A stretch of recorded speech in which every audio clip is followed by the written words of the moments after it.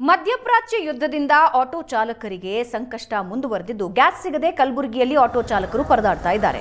ಗ್ಯಾಸ್ಗಾಗಿ ಗಂಟೆಗಟ್ಟಲೆ ಸರತಿ ಸಾಲಲ್ಲಿ ನಿಂತಿದ್ದಾರೆ ಆಟೋ ಚಾಲಕರು. ಬೆಳಗ್ಗೆ 6 ಗಂಟೆಯಿಂದ ನಿಂತವರಿಗೆ ಎಲ್ಪಿಜಿ ಸಿಕ್ಕಿರೋದು ಸಾಯಂಕಾಲ 5 ಗಂಟೆ.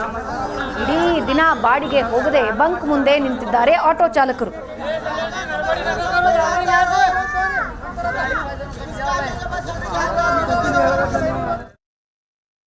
ಒಂದು ಕಡೆ ಅಮೇರಿಕ, ಇಸ್ರೇಲ್ ಮತ್ತು ಇರಾನ್ ನಡುವಿನ ಯುದ್ಧ ತೀವ್ರಗೊಳ್ತಾ ಇದೆ.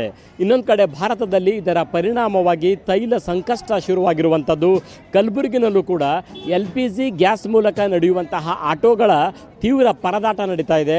ಆಟೋ ಚಾಲಕರು ಬೆಳಗ್ಗೆಯಿಂದ ಸಂಜೆವರೆಗೂ ನಿಂತು ಸರದಿನಲ್ಲಿ ನಿಂತು ಅವರು ಫಿಲ್ ಮಾಡಿಕೊಂಡು ತೆರಳಬೇಕಾದಂಥ ಅನಿವಾರ್ಯತೆ ನೋಡ್ಬೋದು.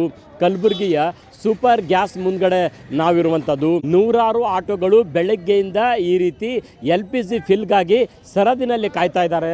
ನೋಡ್ಬೋದು, ಇವು 2-3 ಆಟೋಗಳಲ್ಲ, ಹಿಂದ್ಗಡೆ ರೋಡಿನವರೆಗೂ ಕೂಡ ಈ ಆಟೋಗಳ ಸಂಖ್ಯೆ ಇರುವಂಥದ್ದು. ಹಿಂದ್ಗಡೆ ರೋಡಿನವರೆಗೂ ಕೂಡ ಆಟೋಗಳ ಸಂಖ್ಯೆ ಇರುವಂಥದ್ದು. ಒಂದಲ್ಲ ಎರಡಲ್ಲ, ನೂರಾರು ಸಂಖ್ಯೆಯಲ್ಲಿ ಈ ರೀತಿ ಆಟೋಗಳಿದ್ದಾವೆ. ಒಬ್ಬೊಬ್ಬರು ಸರದಿ ಸಾಲಿನಲ್ಲಿ ಬಂದು ಫಿಲ್ ಮಾಡಿಸ್ಕೊಳ್ಳೋಕೆ ಪ್ರಯತ್ನ ಪಡ್ತಾ ಇದ್ದಾರೆ. ಈಗ ಒಂದು 10 ನಿಮಿಷ 15 ನಿಮಿಷದ್ದು ಚಿತ್ರಣ ಅಲ್ಲ, ಇಡೀ ಬೆಳಗ್ಗೆಯಿಂದ ಇಂಥದ್ದೇ ಚಿತ್ರಣ ಇಲ್ಲಿ ಕಂಡು ಬರ್ತಾ ಇರುವಂಥದ್ದು. ಹಾಗಾದರೆ ಆಟೋ ಚಾಲಕರು ಇದ್ದಾರೆ, ಏನು ಹೇಳ್ತಾರೆ ಅನ್ನುವಂಥದ್ದನ್ನು ಕೇಳೋಣ. ಎಷ್ಟು ಗಂಟೆಯಿಂದ ಒಂದು ಸಲ ಫಿಲ್ ಆಗಬೇಕಾದ್ರೆ ಎಷ್ಟು ಸಮಸ್ಯೆ ಆಗ್ತಾ ಇದೆ ನಿಮಗೆ? ಈ ಗ್ಯಾಸ್ನವ್ರು ಅಂದರೆ ದಿನ 80 ರೂಪಾಯಿ ಇದ್ದಾರೆ, 85 ಮಾಡ್ತಾರೆ, 90 ಮಾಡ್ತಾರೆ, 100 ಮಾಡ್ತಾರೆ. ಈ ಥರ ಎಲ್ಲ ಆಟೋ ಡ್ರೈವರ್ಗಳಿಗೆ ಯಾರಿಗೆ ಹ್ಯಾಂಗೆ ಮನ್ಸು ಬಂದಾಗ ಮಾಡ್ತಾ ಇರ್ತಾರೆ. ಗ್ಯಾಸ್ ಗ್ಯಾಸೇನೇ ಇಲ್ಲ ಅಂದ್ರೆ ಮತ್ತೆ ಒಂದು ಪಂಪ್ನಾಗ ಗುಲ್ಬರ್ದಾಗ ಎಲ್ಲಿನೂ ಗ್ಯಾಸ್ ಸಿಗಲ್ಲ ಇದ್ರಿ, ಏನು ಮಾಡಲಾಗ್ಯದ್ರಿ, ಮತ್ತೆ ಹೆಂಗೆ ಮಾಡೋ ಕೇಳ್ರಿ ನೋಡಮ್ರಿ.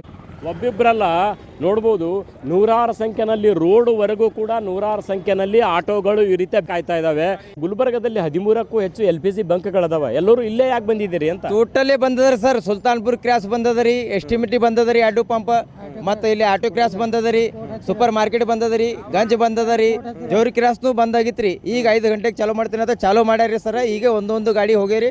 ಈಗ ಏನು ತಿಳಿಯಲಾಗ್ಯದ್ರಿ, ಜನಸಂಖ್ಯೆನೇ ಹಂಗೆ ಅದ ಹೇಳಕತ್ತಾರೆ. ಮ್ಯಾಗಿಂದ ಗ್ಯಾಸ್ ಸಪ್ಲೈನೇ ಬಂದದ, ನಾವು ಏನು ಮಾಡ್ಬೇಕಂತ ಇವ್ರು ಹೇಳಕತ್ತಾರೆ. ಈಗ ತೊಂದರೆಲಿಂದ ಎಲ್ಲ ಪ್ರಾಬ್ಲಮ್ ಆಗತ್ತದ್ರಿ. ಗಾಡಿ ಕಂತು ಹೋಗಲಾಗದ, ಏನು ಹೋಗಲಾಗದ. ಅಂದ್ರೆ ಈಗ ಹೆಂಗದ ರೀ, ಆಟೋ ಓಡಿಸೋರಿಗೆ ಅಂದ್ರೆ ತುಂಬ ತೊಂದರೆ ಅದ ಸರ್. ಮತ್ತು ಇವ್ರು ಬಾಡಿಗೆ ಕಟ್ಟಬೇಕು, ಮತ್ತಂದ್ರೆ ಏನದ ಎಲ್ಲ EMI ಕಟ್ಟೋದಿರ್ತದ, ಸ್ಕೂಲ್ ಮಕ್ಕಳದು ಫೀಸ್ ಕಟ್ಟಬೇಕು.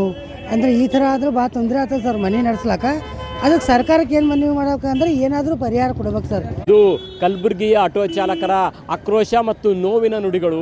ಕುಟುಂಬ ನಿರ್ವಹಣೆಗೆ ಆಟೋಗಳ ಬಾಡಿಗೆ ಕಟ್ಟಬೇಕು, ಸಾಲದ ಕಂತು ಕಟ್ಟಬೇಕು, ಕುಟುಂಬ ನಿರ್ವಹಿಸಬೇಕು, ಬಹಳ ತಾಪತ್ರದಲ್ಲಿದ್ದೀವಿ.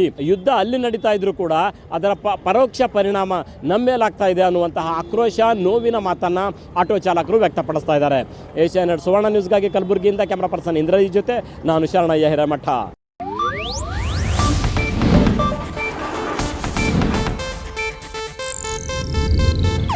ಇದು ಏಷ್ಯಾನೆಟ್ ನ್ಯೂಸ್ ನೆಟ್ವರ್ಕ್ ಪ್ರಸ್ತುತಿ.